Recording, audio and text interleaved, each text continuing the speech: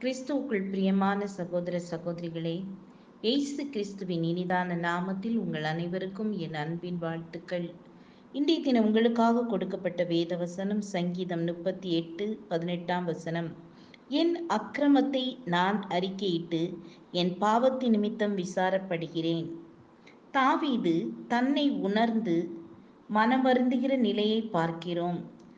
நாம் செய்தது குற்றம் என்பதை மற்றவர்கள் அல்ல, நாமே உணர வேண்டும் என்பதற்காகவே நமக்குள் மனசாட்சியை தேவன் வைத்திருக்கிறார். அதன் பின் நம் குற்றத்தை தேவனிடம் அறிக்கையிட்டு விசாரப்பட வேண்டும். அப்பொழுது தேவன் மனமிரங்குவார், நம் பாவங்களை மன்னித்து நம்மை நீதிமான்களாக மாற்றுவார். எனவே தான் தாவீது, என் அக்கிரமத்தை நான் அறிக்கையிட்டு என் பாவத்தின் நிமித்தம் விசாரப்படுகிறேன் என தேவ சமூகத்திலே தன் குற்றங்களை உணர்ந்து தன்னை அர்ப்பணிப்பதை காண்கிறோம். காரணம், தன் பாவங்களை அறிக்கை செய்து விட்டு விடுகிறவனுக்கு வாழ்வு உண்டு என வேதம் சொல்வதைப் போல ஆண்டவர் தன்னை தன் பாவத்தின் நிமித்தம் கைவிட்டு விடாமல் கிருபையை பெற்றுக்கொள்ள வேண்டுகிறார். 1 பேதுரு 3:12 கர்த்தருடைய கண்கள் நீதிமான்கள் மேல் நோக்கமாயிருக்கிறது, அவருடைய செவிகள் அவர்களுடைய கூப்பிடுதலுக்கு கவனமாயிருக்கிறது.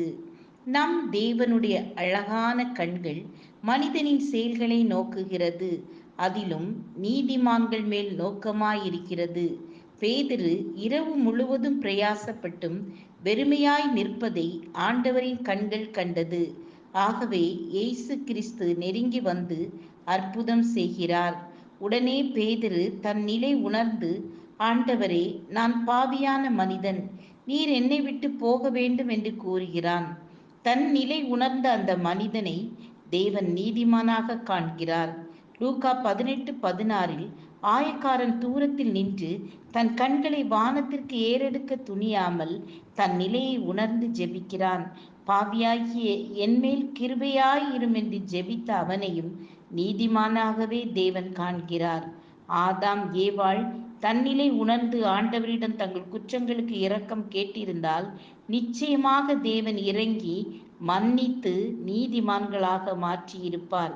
இதை கேட்கிற நாமும் தேவனிடம் நம் நிலையை உணர்ந்து மனம் திரும்புவோம். ஜெபம் செய்வோம். கர்த்தாவே, நாங்கள் எங்கள் பாவங்களை உணர்ந்து அறிக்கை செய்து விட்டுவிட்டு உங்க வழியில நடக்க எங்கள் ஒவ்வொருவருக்கும் உதவி செய்யுங்க. இயேசுவின் நாமத்தில் பிதாவே, ஆமேன், ஆமேன். God bless you.